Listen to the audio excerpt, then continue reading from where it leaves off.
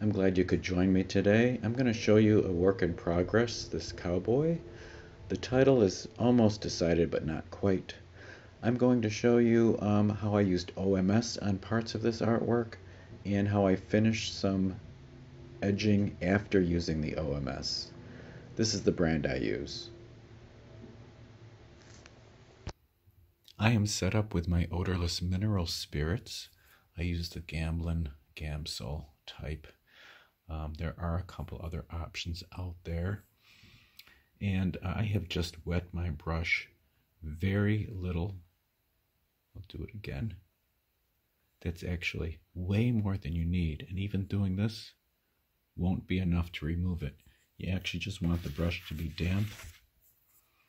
And so you will, on a paper towel, remove most of it. You want the brush damp with it, not wet with it, really. I've decided to show you this in regular speed. I'm not going to speed this up. Artists who watch some of my things will benefit from that, but you might find this interesting as well if you're not an artist. The point of the video here is to be a bit more casual with my chatting as well today. So this is a more casual presentation, but it is very serious, of course. The OMS is really used, the way I use it is to remove the white spots of the paper. That's my primary purpose.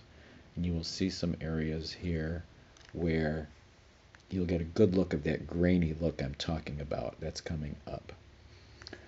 I will show you also how I used two pencils in particular to finish the outside edging. That's coming up later. You can see already actually a lot of graininess in his arm there. If you look at the sleeve, that has not been done yet. In fact, none of the left side has been done with OMS. And you can see how I'm using the circles movements. You can use back and forth too to move it around. You don't want to do a circle on top of where you have an edge you want to try and preserve. Working around that hand is kind of tricky actually. You don't want to mess up too much and have your blended area go into an area you want to keep the way it is, like the hand. So you do have to be careful with it. And most of the time you'll have areas you need to correct after you've used it. And I mean like some color correction, or if it did lift up at all the color, that needs to be replenished, refurbished in a way with new pencil put on top of where you use the OMS. It takes at least 10 minutes to dry. I usually put a little fan on it unless I know I'm going to have the paper sit on the easel for like 30 minutes somewhere. But even then, I almost always have a little fan on top of it to dry. You can't really put pencil on top of it if it's wet. You can't at all, really. It's not good to do that. So it has to be completely dry to put another layer on top. You can see I'm being careful with the edges there. I don't want to get that greenish brown area really into the hand, and I don't want my edges messed up too much, and they do have to be cleaned up when you're done. Close-up of the scarf is nice. You can see how the OMS did take care of it. Now this is the wet look.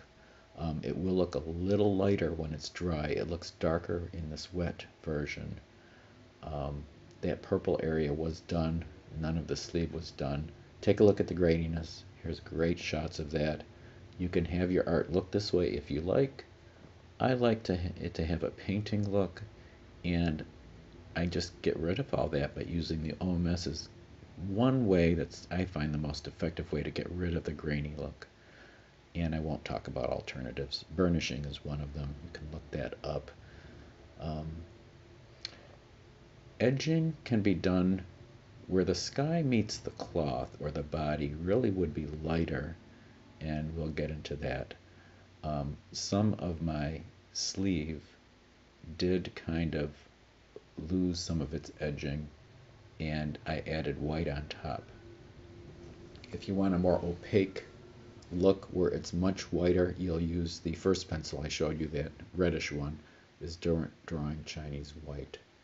This one is the one that came with Faber-Castell Polychromos, the white, and it is not as opaque at all. It's a better choice if you don't want to lighten the area too much. The Derwent Drawing Chinese White will lighten it much more than this one would. And I've switched back already to the Derwent Drawing Chinese White. I did find that more effective because where the sky meets the body, you do want a more blurry kind of edging. It's just kind of the way things, objects, subjects meet the background. It's better if it's not super, super crisp there. So using one of these, especially the Derwent Drawing Chinese White, it should be a little lighter on that edge anyway. So that really was more effective, I found. You can see here that I am cleaning up those edges. They did get less defined for sure with the use of the OMS. And you can see that Z there too. I will clean that up later. I'm doing some of that now. That Z-type shape in the folds there got much more Z looking. And so I do need to, in that area, and I don't know if I show that, it might be coming up, where I kind of take away that strong Z. You'll see it at the end anyway. And here's a little area of, it's not damaged, but the OMS and the way I used a stroke there did create a white line, actually lifted up a white line of color, and you just added the color back in that was in that spot, and that one just needed the one color. Here's a good area that needed a little bit more work. Too much color definitely got lifted off north of where I'm talking now, under that hand there. The edging of the fold of the pocket there kind of disappeared. I'm recreating that, and that whole area under the where the hand and arm is needs color added back in. Now these are not horrible things. Remember that you can add more than one layer. Certainly with a colored pencil, that's more common. Actually, you need multiple layers anyway. But if I were to add more color and do another layer of OMS in that spot, I could easily kind of wipe out some color again. So you can use OMS just once or twice and then a final layer of color. That's really what I do. I don't use OMS like 3, 4, 5, 6 times in one area. I do it once, sometimes twice, with color in between. The main goal for me is to get rid of that grit. You can see the grittiness is gone in that area, but I lifted up some color or it moved in a way I didn't intend. And here I'm adding it back in. And I'll let you take a look at what I'm using. That area is multiple colors actually. I won't remember them offhand, unfortunately. That's raw umber, the one that looks like brown. You're going to hear some clinking as I look through my bin of colors. I might want to take a look. There is olive green yellowish in that area. And actually the way I use the colors kind of is a gradation there. From the bottom is lighter and then darkest toward the hand. The hand would be the darkest purple. Then the next less dark I used was blue. So there's a range of its own rainbow of purple or mauve, it's called. Then blue is, I don't know if I'll fan that to mention that to you. Maybe I'll put it in the description. Oh, it's right here, Prussian blue. And then olive green yellowish is a really nice medium green, very good green, my favorite one actually. And then the brownish one, I mentioned the tannish one, is raw umber. So it's sort of like its own rainbow of darkness to light that I created for this coat actually. You have to decide which colors you're going to use for shadows, and in some areas I did put black on top, very small amounts. And if you look closer at the hat, if you want to zoom in at some point, there is a lot of black actually used on top of the purple. The hat has actually very similar colors as this long coat, and I'm not remembering the name, drover's coat.